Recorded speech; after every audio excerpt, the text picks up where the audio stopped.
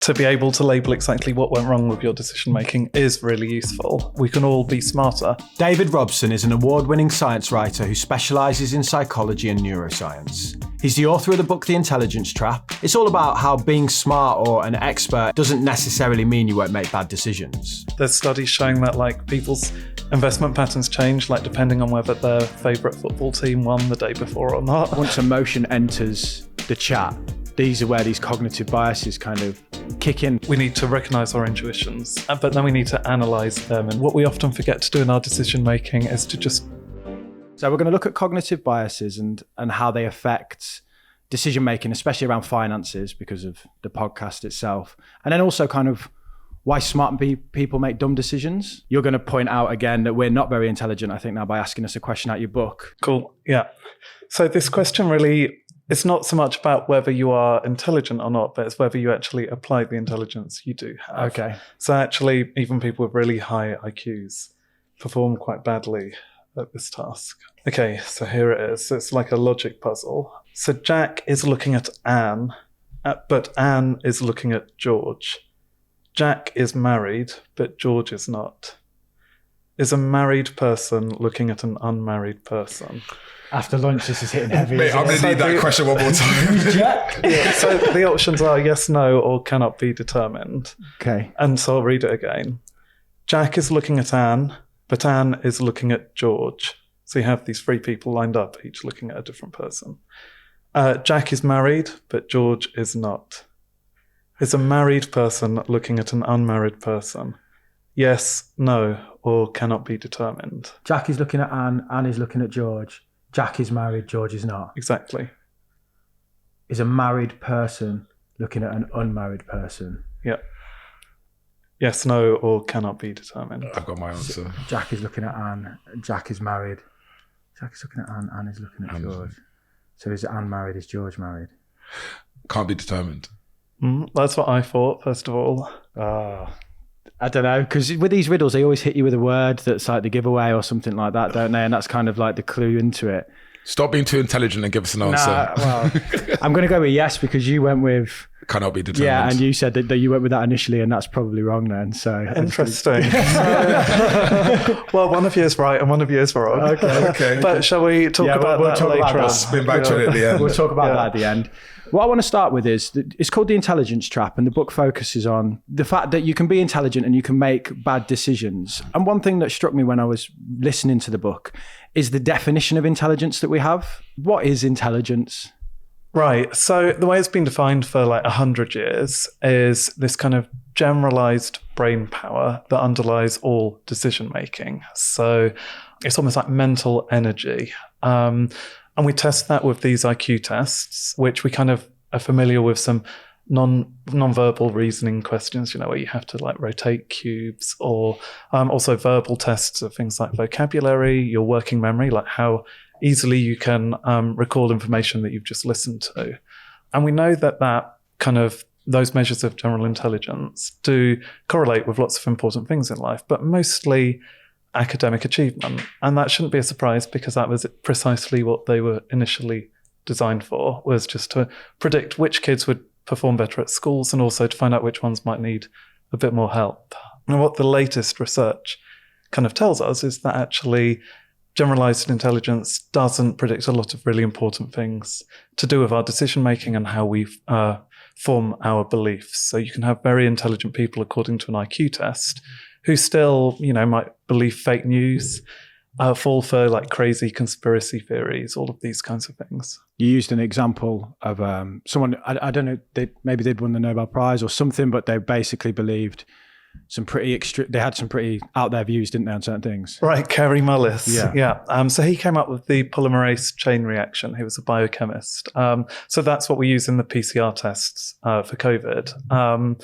It's really important in all kinds of genetic testing in forensics or biology. So you can't really discount his genius in coming up with this transformative technology. But yeah, you read his autobiography, and he just believed every wacky theory under the sun. So, the more benign kind of end of the spectrum, he believed in astrology. the astral plane. He thought he saw this kind of glowing raccoon at night that he thought was some alien. that's pretty out there. Georgie, glowing raccoon. Yeah.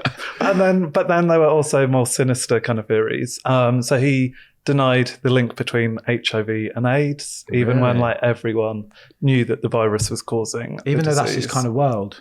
Exactly. That's That was really what was so weird. I always thought about intelligence whenever I thought about it. It's so relative. Like if you took Einstein and a mechanic and plonked them in the desert with a broke down car, who's the smartest guy in that situation? Right. Do you know? Exactly. Yeah. And it seems to me that the way we frame intelligence in our society actually doesn't, like, I've always been told I've talked too much my whole life.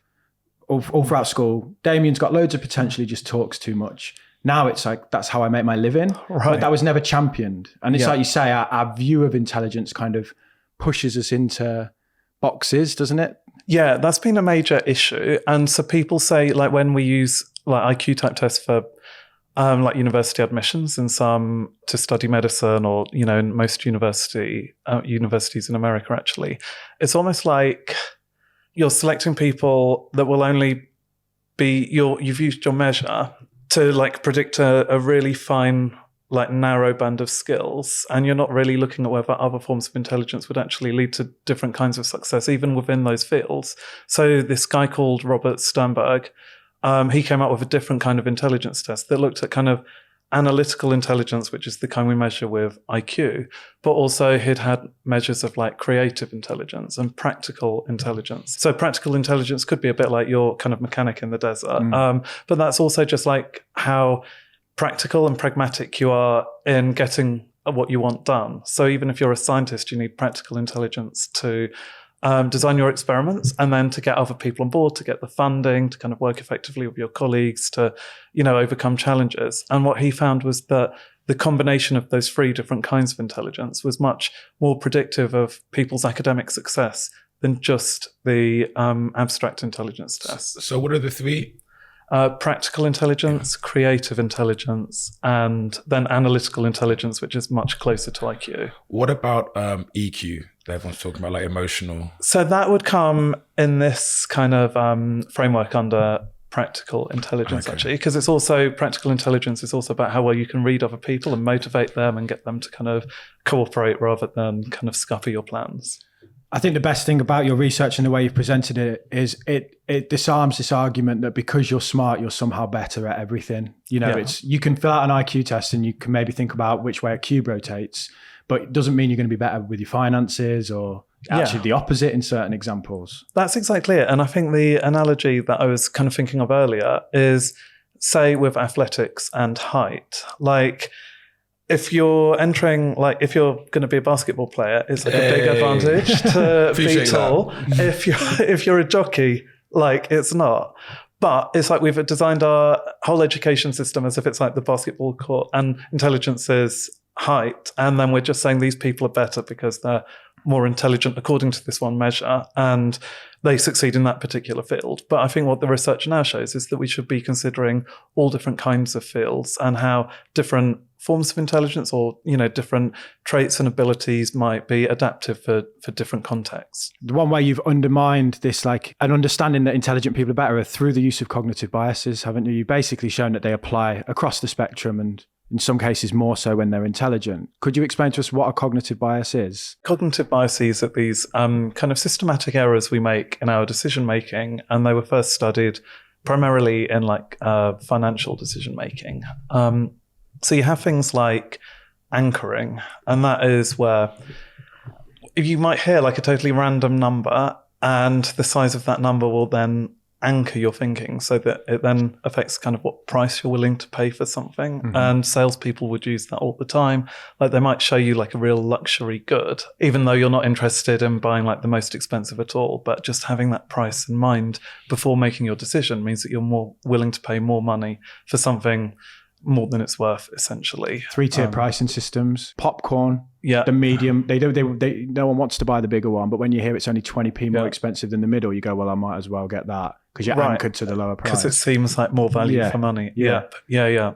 We have others like that I think are kind of more serious in a way, like the sunk cost bias. So that's where once we've like really invested a lot of money or time into a project, will just keep on throwing more resources into it, even when it's failing. And we could actually, save much more if we just kind of quit while we were ahead, basically. I think a lot of people do that with stocks as well. Like if they put in lots of money and then it goes down, they watch it going down. They're like, no, it'll come back up, and they don't want to just cut their losses, so they just keep watching Even it go if there's down. a better investment to the left or Because right, they've got they can put the money in. Emotional or cognitive bias to it, because they're like, oh, I bought this and I thought it was a good idea, and then it'll come back, and they just keep holding on to it when they should just cut their losses. Yeah, exactly. And that's kind of this manifestation of something more general called loss aversion. We just hate the idea of the possibility of losing what we already have.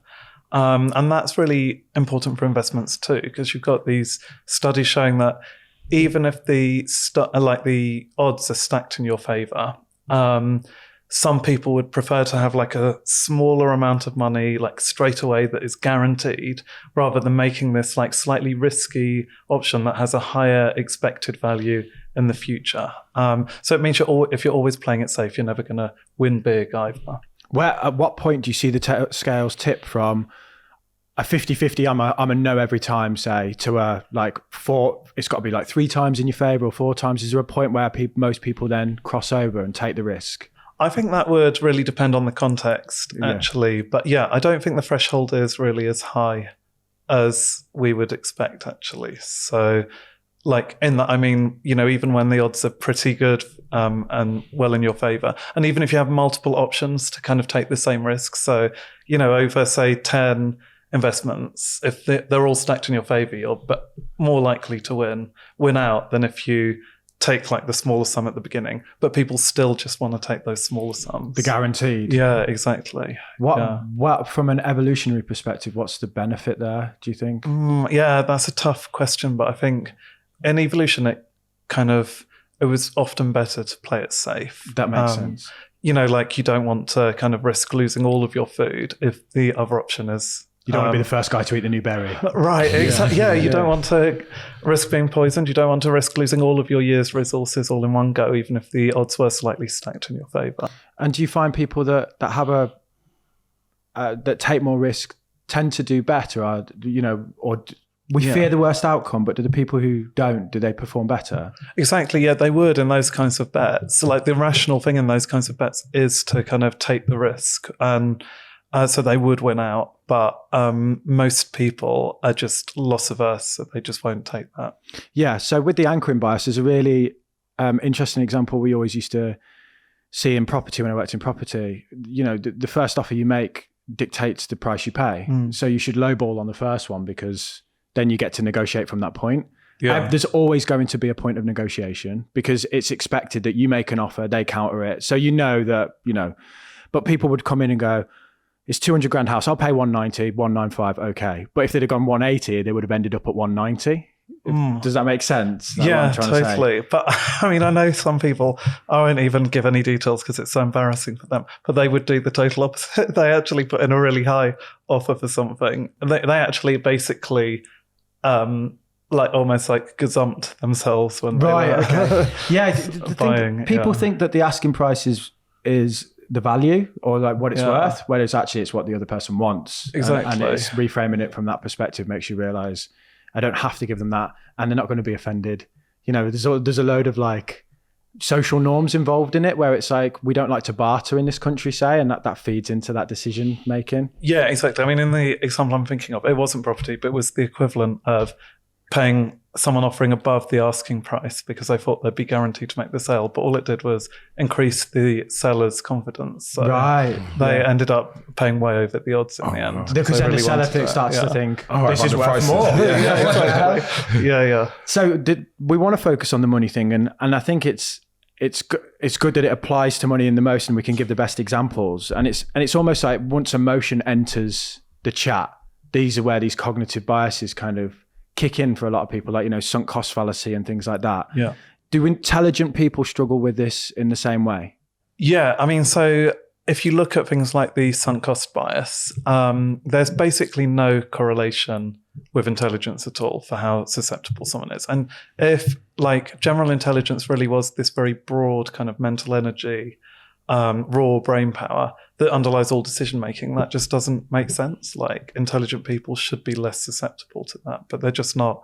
The same goes for stuff like temporal discounting. So it's like whether you will invest a bit of money in your pensions now because you're kind of taking that away from yourself that you could spend on something nice, but you know that in the future it will pay back loads more. People are just really bad at that, and being intelligent doesn't really make you any more rational in making those decisions. You had an example of, which I think was surprising for me to read, around financial well-being and debt and being at credit card limits with intelligence as well. Right, exactly. There's no real signs that people who are smarter are any less likely to form those kinds of debts. The same with like suffering from financial fraud. There's actually some evidence, I'd say it's more anecdotal, that more educated people are actually more susceptible to fraud. You said that they might be targeted. Who was the guy with the cocaine in the bag? Yeah. Oh yeah, the cocaine suitcase. Oh yeah, shall I tell that story? Yeah, definitely. That's a good story. It was one of the kind of things that inspired me to write the book. Because I was working at New Scientist in the newsroom, so obviously people were quite interested in this. It was about this famous physicist who was meant to be in the running for a Nobel Prize, but he got divorced in his 60s and decided to start online dating. And soon, like, this really gorgeous woman started chatting to him, who was like this, I can't remember, like a Czech supermodel, alleging to be this Czech supermodel. And he just fell in love with her, like, completely. So then after a few weeks, she was like, why don't you come and meet me on a modeling shoot in La Paz, Bolivia? So he was like, okay then. He was living in North Carolina, so he got on the flight. Now, when he got there, she had been called to another shoot, apparently, but she had left her suitcase. And she sent him a message being like, we'll meet up again sometime in the future. Could you just pick up my suitcase and take it back with you and then bring it to me on our next date? So he did that. He was called to the gate as he was about to board his plane. He thought he was going to be upgraded to first class, but he was arrested, and they opened the suitcase and found like 2 kilograms of cocaine in that. Surely you would think an intelligent person would open the suitcase. And even say in the airport, has anyone asked you to pack this for me? You think like common sense. If someone asks you to take a bag, you check it. He wanted to believe though. Yeah, and the heart he did. wants what it wants, and it's more powerful than and the then brain. your brain kind of, you tell convince yourself that, she he loves me. He probably knew, because he Yeah. would have checked the bag, wouldn't he? Like, he probably knew that he didn't want to know what was in the bag almost. Right. I mean, so I can't remember if it was locked or if it was like hidden in the lining, actually. But his friends had warned him. Yeah. Like, he'd been in touch with people, and when he said he was going to meet her, and they were like, this is a scam, just like stay away. But like you said, like you're so invested in this story you're telling yourself in this case, that this woman was in love with him, that he wasn't behaving rationally. And that's a specific form of bias that we call motivated reasoning. And essentially what happens with motivated reasoning is that people, they come to this belief they really want to protect, and then they just apply their intelligence to protect that belief. So they might, use their intelligence to come up with like really sophisticated arguments for why they're right, or they might use it to dismiss all of the people who are telling them that they're wrong by finding out tiny little loopholes in their logic that they think they've found that would prove them right and the other person wrong. And that's one of the main reasons why that smart people are not only as susceptible to foolish decision making as less intelligent people, but in these cases, when you have that really strong emotional pull to an idea, you're actually more susceptible, because the smarter you are, the easier it is to form those justifications and to dismiss your opponents. Yeah, because you just say, I'm smarter than everyone else, and all right, Exactly. I can think of these reasons and stuff. Yeah. Isn't that a bit like opposing to what you were mentioning before about people like doing what their brain tells them to do, like taking a risk essentially? So like, can it work out well for you on the other side? Like with the same theory, like I'm sure that I'm right, I'm smart, you make all these excuses, and then you take a risk and then it pays off. For example, everyone in the world told me stop buying crypto, it's risky. And now it's doing very well. So like, do you think that smart people can sometimes benefit? Like, can it be a double-edged sword? Yeah, it totally can. And so I think what we actually need is, it's not like I'm saying we should like always go with our intuitions or always go with like deliberative thinking, but we just need to be smarter about when we go with our intuitions and when we don't. just being aware of that possibility essentially is really important.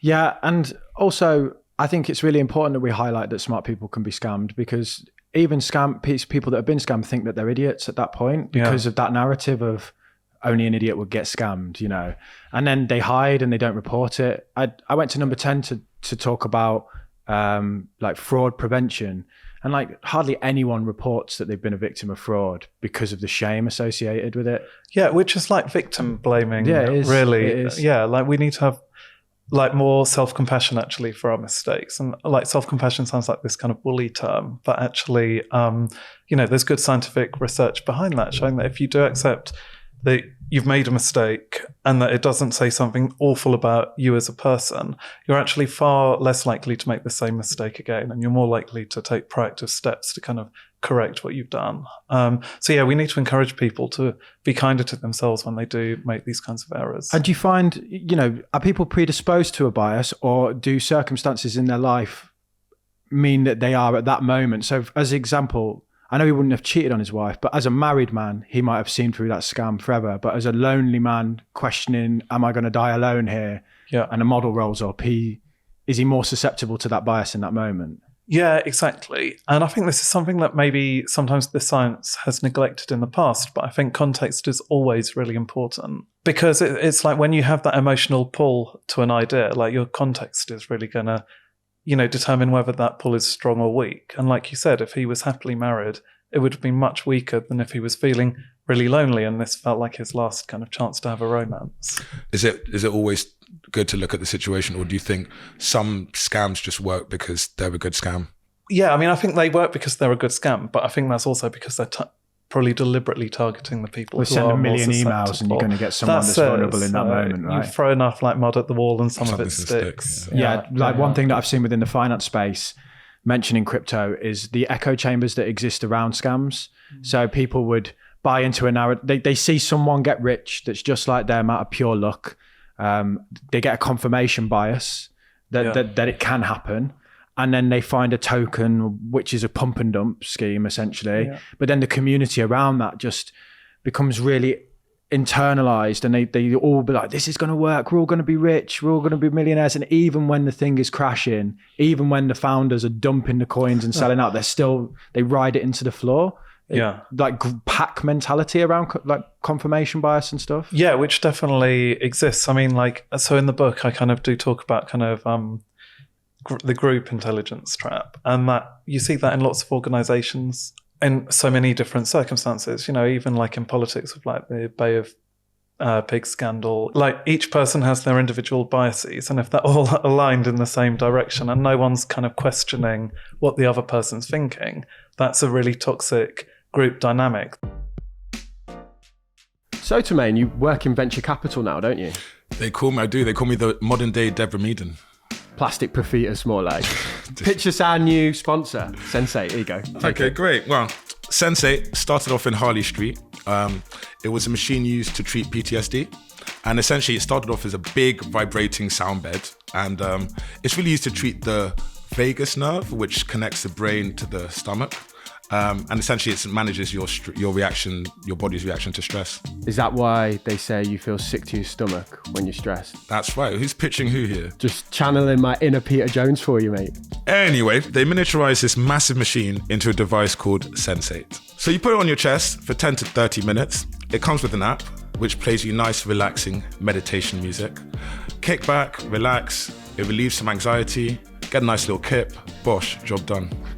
So how do people find out more? If you struggle with anxiety and want to try Sensate, head to getsensate.com/makingmoney and use the code MM10 to get 10% off.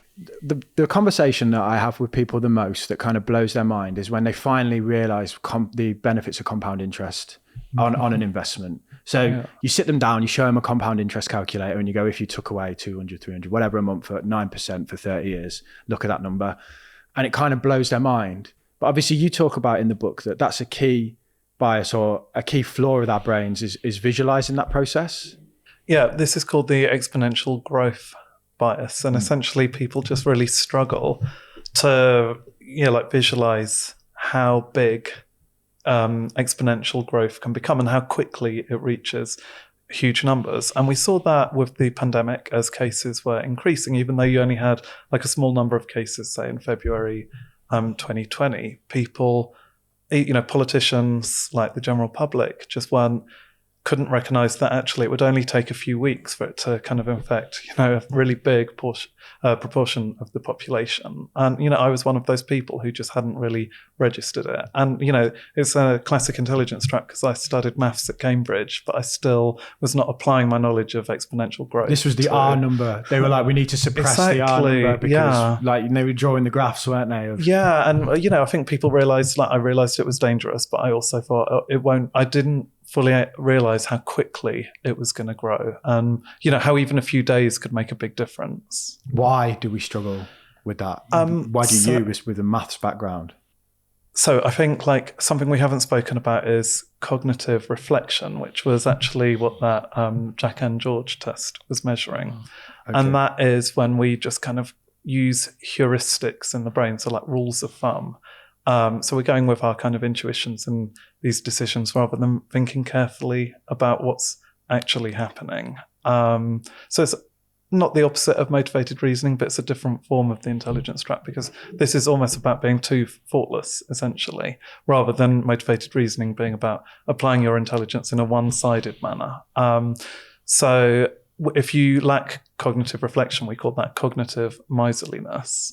And I think I was just being a cognitive miser. I wasn't actually doing even very rough kind of calculations in my head to kind of visualize how quickly that could grow.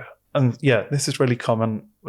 People who lack cognitive reflection, who are cognitive misers, tend to be more susceptible to lots of those biases that we mentioned. And cognitive reflection just doesn't really correlate well with IQ tests. So there's plenty of people who are super smart, but cognitive misers. So what's the opposite of cognitive bias? Cognitive unbiased. Cognitive neutrality. Exactly. Yeah. I guess no one's come up with that. No one's come up with. All right, I've coined it here, guys. You heard it first. Cognitive unbiased. Or I would say objective thinking as well. Okay, fine. Objective thinking, fine.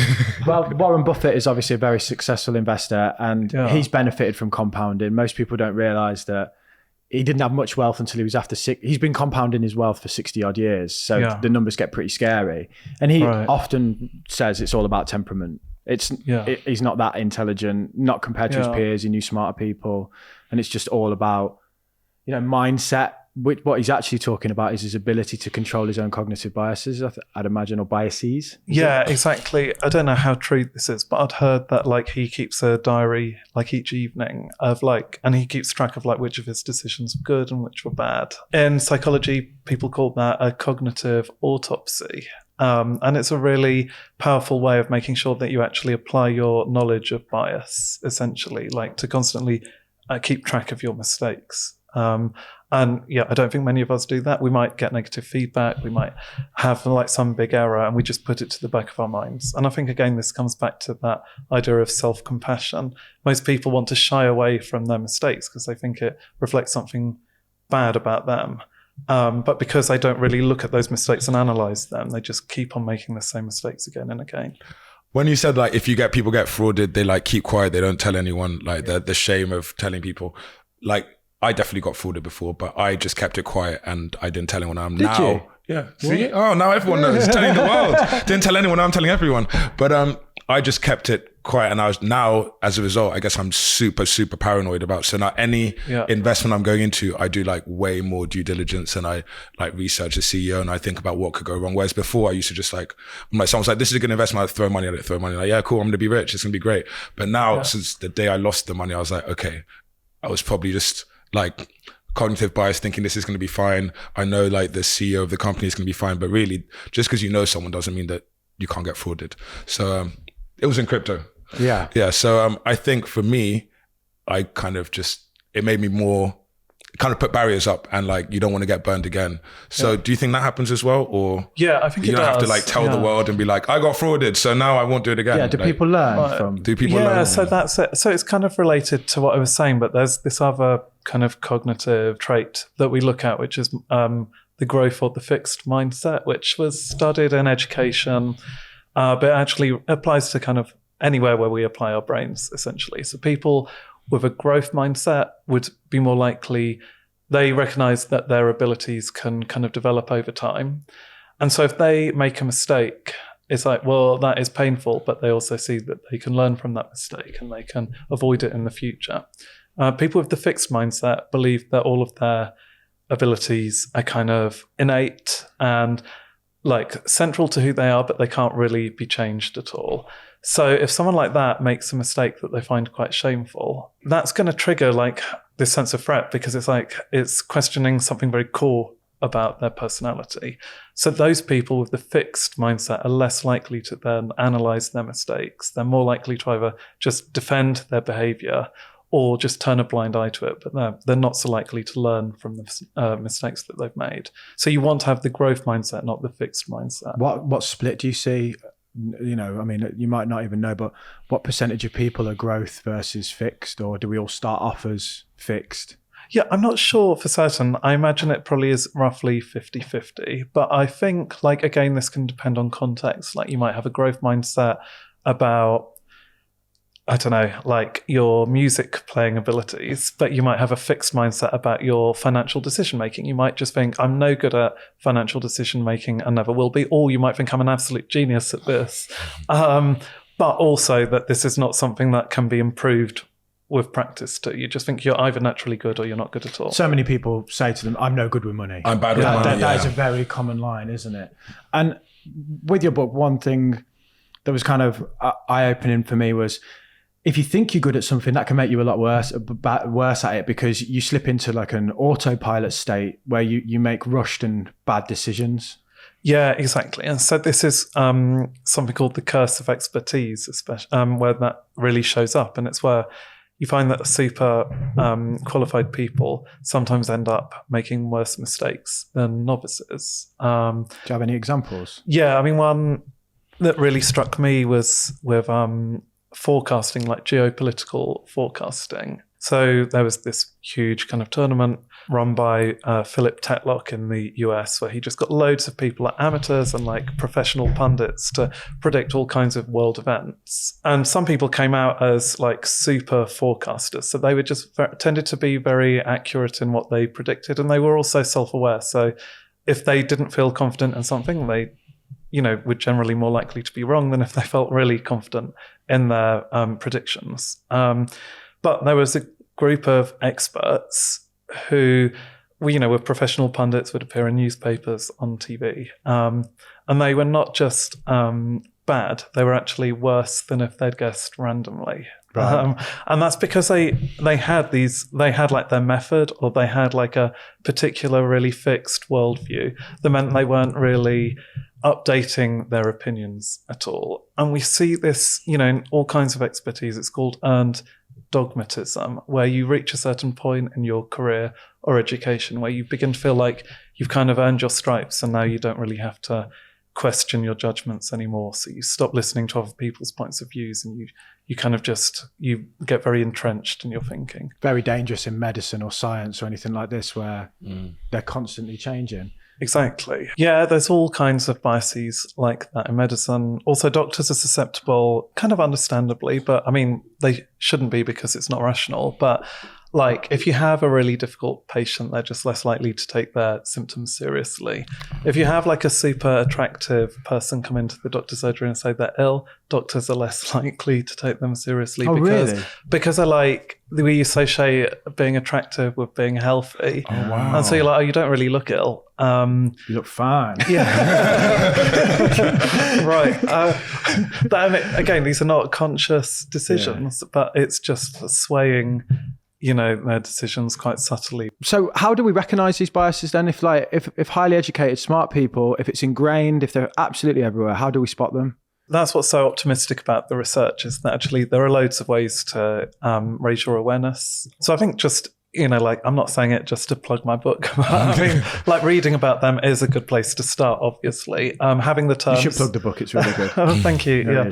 But like, having the vocabulary to be able to label exactly what went wrong with your decision making is really useful. But then the problem is you might learn it and then you forget it, or you just don't apply it because of that cognitive miserliness. So you have to build things into your routine to make sure that you are more systematic. So the cognitive autopsy that I mentioned earlier, where you kind of go over your wrong decisions and try to work out kind of what had led to those mistakes, that's one way you can do that. Obviously, that's good for learning in the future, but to prevent errors kind of in the next decision you make, another option is to perform a cognitive pre-mortem. So that is where you're actually They're all so morbid, all these terms. Right, exactly. It's like autopsy, pre-mortem. Yeah, I mean, actually, these terms came from this guy, Pat Croskery, who was working with doctors to reduce cognitive bias in medicine, which they were might be killing why. everyone. Right, exactly. Well, yeah, I mean, he, was really troubled by the potential for diagnostic error to actually lead to deaths. But yeah, so the pre-mortem is where you try to imagine the worst possible scenario, like the worst outcome of your decision, and look at all of the potential errors you might be making kind of that could lead to this worst outcome. And then looking for, ways to avoid them, or looking for analyzing them more specifically to kind of finding more data to say whether that is likely or not. It's essentially just stopping you from being that cognitive miser. So we've spoken about a couple of techniques you can use to kind of avoid cognitive bias, but I think also more generally you can be a bit smarter about how you listen to your intuitions. Because you had asked earlier, is it that we should always think deliberatively, always be intuitive? Like how do we know which situations to apply that in? But what the research shows is that we can train our emotional intelligence, so we just analyze our intuitions more rationally, essentially. There's lots of ways to do that. I think intuitions occur because it's like the non-conscious part of your brain is processing a lot of information that you can't think of consciously.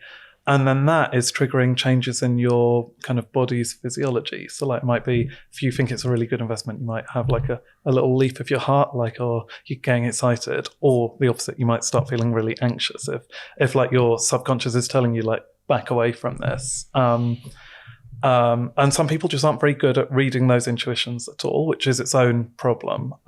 So practices like mindfulness can actually be good to kind of connect to your intuitions. But then more specifically, you want to be like super emotionally literate in how you describe those feelings and how you pinpoint the causes of those feelings. Because what happens a lot is that you might misread this kind of intuitive feeling through those biological signals.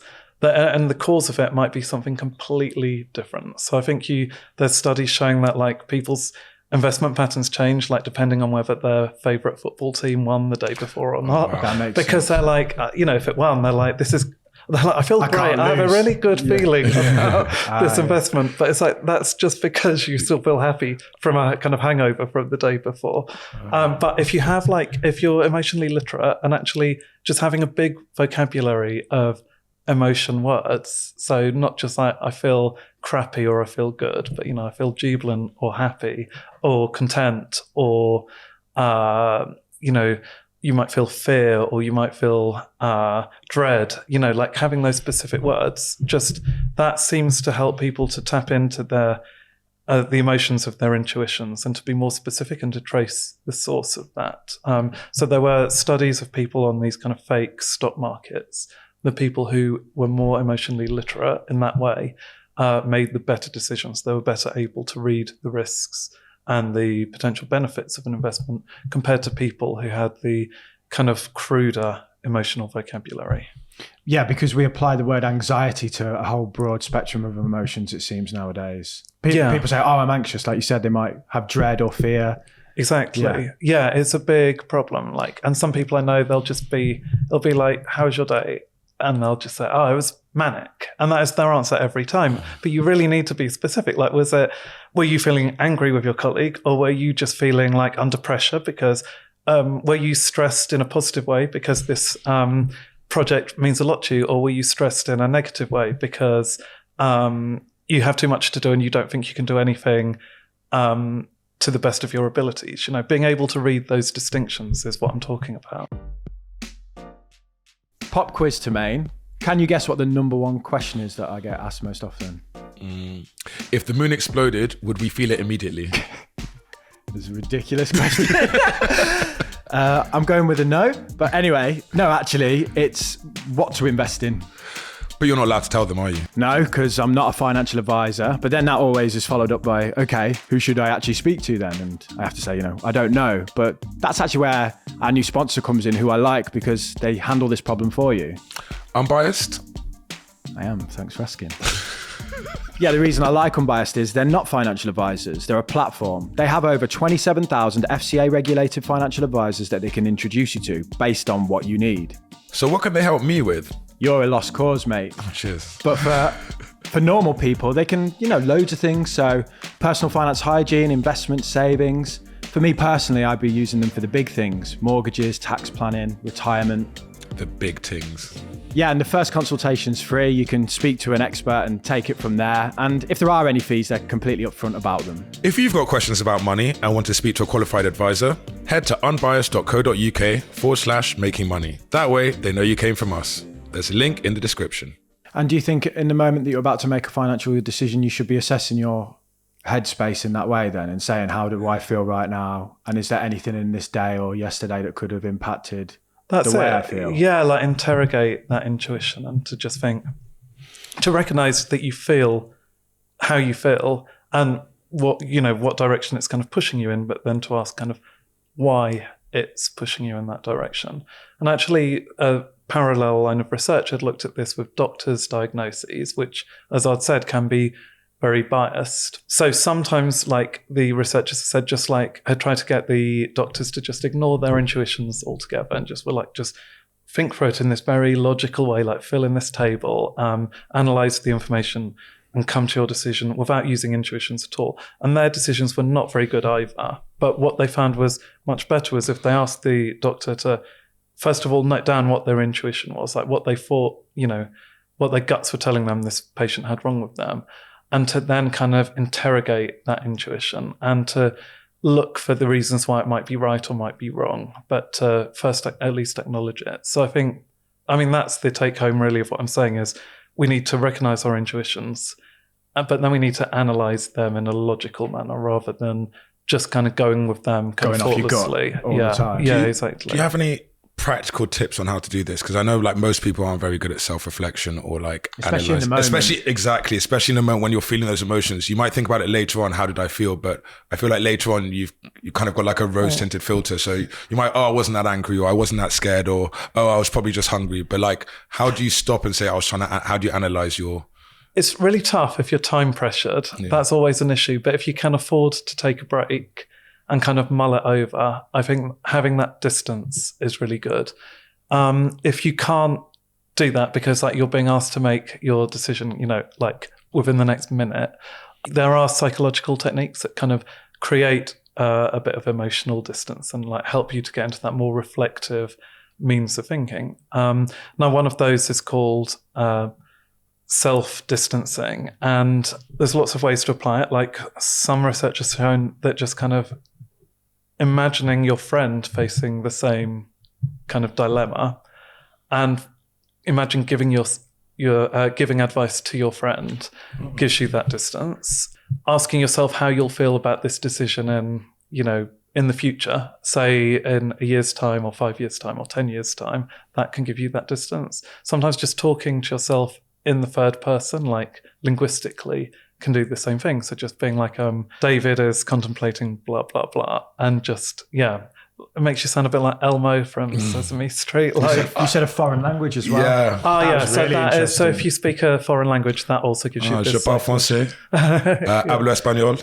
Yeah. What else I got for you? Je ne comprends pas. That's about all I knew in French. I do not understand. Said that. Just said that. Got you through life. Yeah. And I got a point for every question, mate. So this is known as the foreign language effect. Yeah. And actually, so you might think, what's the point of that if I'm not fluent? But actually, you don't have to be fluent, but you have to have enough vocabulary to describe, crudely what you're thinking of. So you have to have a certain level of proficiency, but you don't have to be perfect. But yeah, that had shown, for example, there were really compelling experiments looking at loss aversion, those investments where people, even when the odds are stacked in their favor, they'll ignore making the investment, the research has shown that if you present that in someone's second language, so triggering them to think in their second language, it almost completely eliminates that bias. So they're much more rational in making those decisions. Do you think this is why we always say as UK people that other places are more direct, but actually they're just engaging in their second language, so they remove a lot of the emotion out of their, you know, the way they speak? And I think so. So there are cultural norms. It's not just the foreign language effect. But actually, you know, if you think about it, like if someone swears at you in a foreign language or you swear in a foreign language, that has just a lot less of this kind of emotional impact compared to if it's like this word that you used when you were a kid and your mum like shouted at you for saying that word. So it's that kind of thing. With our native language, each word has much more resonance because of all the experiences we've had, which is great. Like, you know, in lots of ways, it makes a story you hear in your own language so much more vivid. But sometimes you don't want that. Sometimes you want things, you want to just like turn down the emotional volume just a bit to allow you to get into that reflective state of mind. And that's where the foreign language effect can really work in our favor. that's fascinating. Really, I like the idea of like, imagine if you were giving your friend advice, because especially with like relationships, lots of my friends have loads of advice for everyone else. But then when they're in a relationship, I'm like, you're literally doing the things that you told like me off, or told my sister off, or told your friend off for doing. And you're in the same situation, but you're doing the opposite. Yeah. So it's like, yeah, everyone has good advice for other people in relationships. But when it's their own, they can't see that they're the problem. Just in life. Like, I can't see the wood for the trees. That's what, I speak to other YouTubers and like, you know, we basically have the same conversation with each other from but we're just, they're stepped away from the situation. So they're not wrapped up in the emotion of it.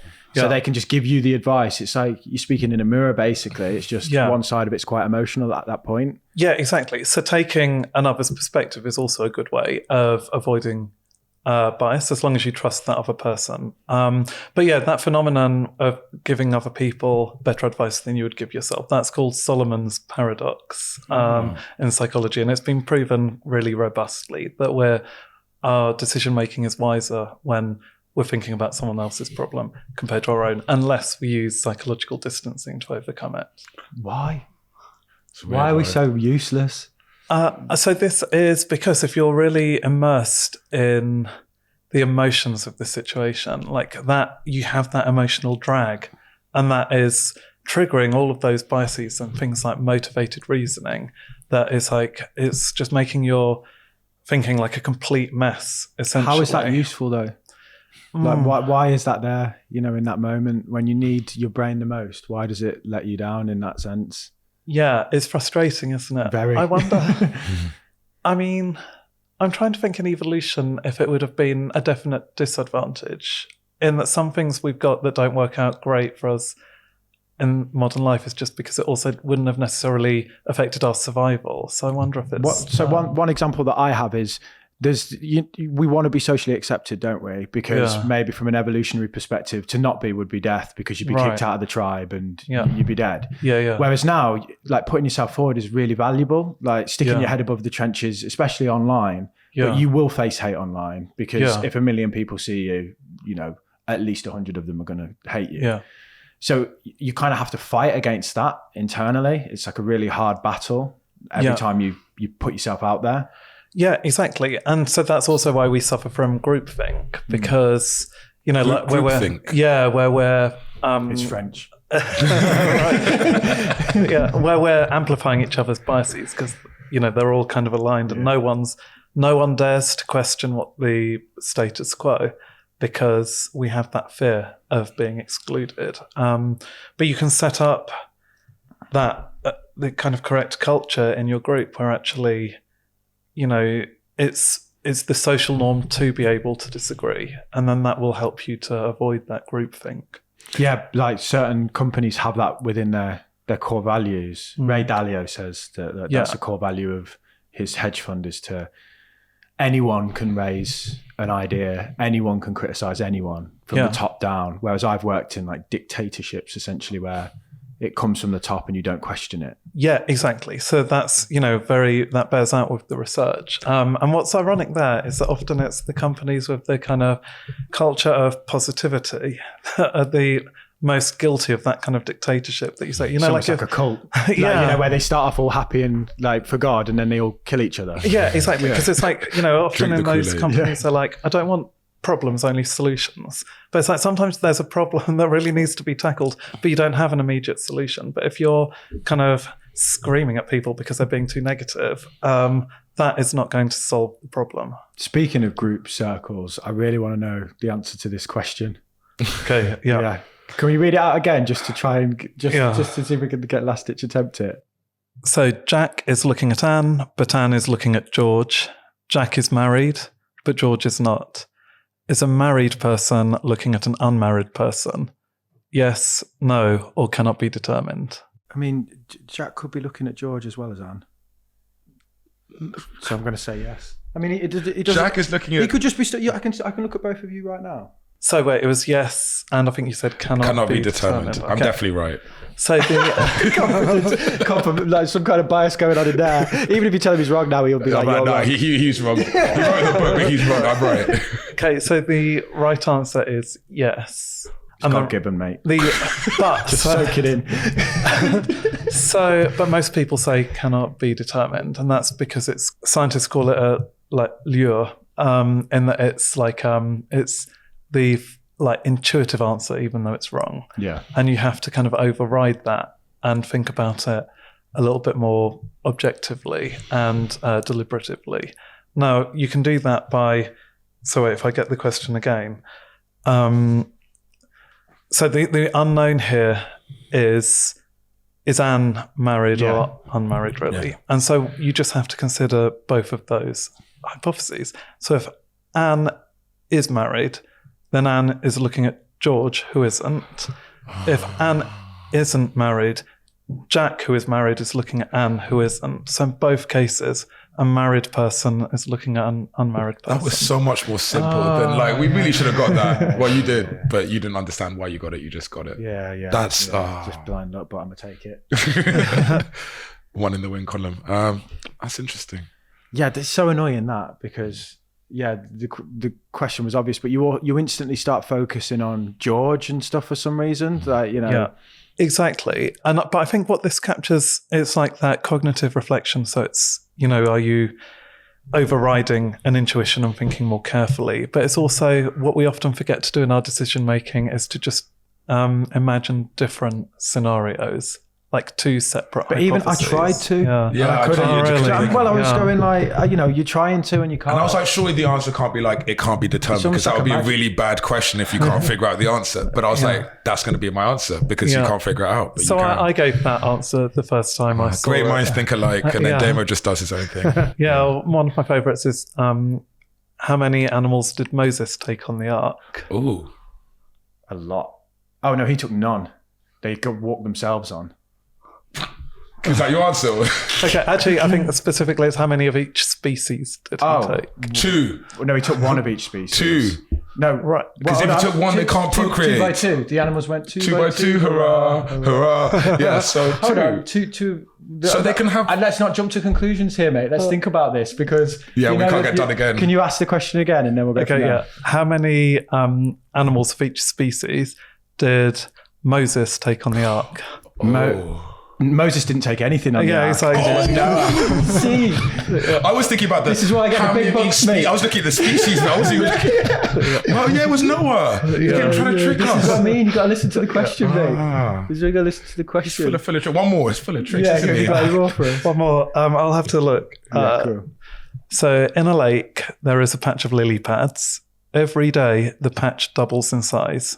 If it takes 48 days for the patch to cover the entire lake, how long would it take for the patch to cover half of the lake? See, I got this. Yeah, so I know this answer. Yeah, you know, answer then. 48 days. Yeah, it takes 48 takes days. 48 to- It doubles every day. 47 days. There you go. Come on. Come on. I finally got one. I was literally going to say half of, I was like, what's half 48? 24. Yeah, I was going to say 24, but I was like, no, that's too easy. So again, 24 is the kind of intuitive lure. Yeah, it's like if there's a drink and you drink half of it a day, how long does it take to drink? And it's like you kind Forever. of you can never get to the end of it. Yeah, exactly. Yeah. So it's kind of compound interest again, actually. Yeah. but- Yeah. Oh yeah. In reverse. Yeah. Fascinating stuff. Honestly, the book is amazing, and it's full of those tidbits. And what I got, you read it and you think, like I'm not alone in my ways. Do you know what I mean? Yeah. And sometimes when you trip yourself up, I think you kick yourself really hard. Whereas what you do is you apply the science to the traps in our own mind. You know. Yeah, thanks. I mean, because I think my publisher were a bit worried that it was, it sounds too negative, like because smart people would be triggered by it. But I think the optimistic message is actually that once we are aware of these errors, like it's comforting to know other people are doing the same things, and then we can learn to improve. Like we can all be smarter, and actually, even if you don't have like a super high IQ, by applying like all of the things you learn in this book, you're going to be outpassing like all of the people who might have like a PhD or like a better education than you, but you're applying your intelligence much more smartly. If you enjoyed today's episode, you're going to love this one. And if you want a summary of everything we discussed today, then check out the link in the description where you'll find our newsletter. Thank you. Cheers. Ta-da. Bye.